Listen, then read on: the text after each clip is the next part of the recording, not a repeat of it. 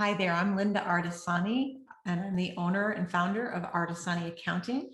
And I also partner with Sarah Prevost, and we have a group called the Accountants Law Lab, and we also have a combined company called the Proper Trust. What we did when we created the Accountants Law Lab is it's a private group, and it's a place where people can join. They get access to a private website where we have Q&A and lots of content and helpful articles there for you to learn how to grow your firm, maybe at a self pace. We've got access to a law firm chart of accounts and information on how to work in advanced client costs, how to fix messy IOLTA accounts, how to onboard new clients, how to market to attorneys, and a lot more.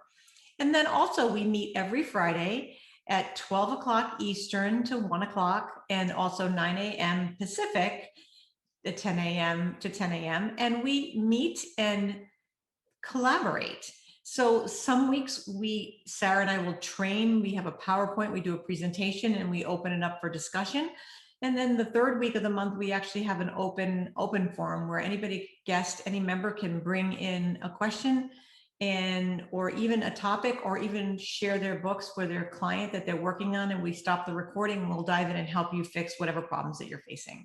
So it's got a lot of value to the user.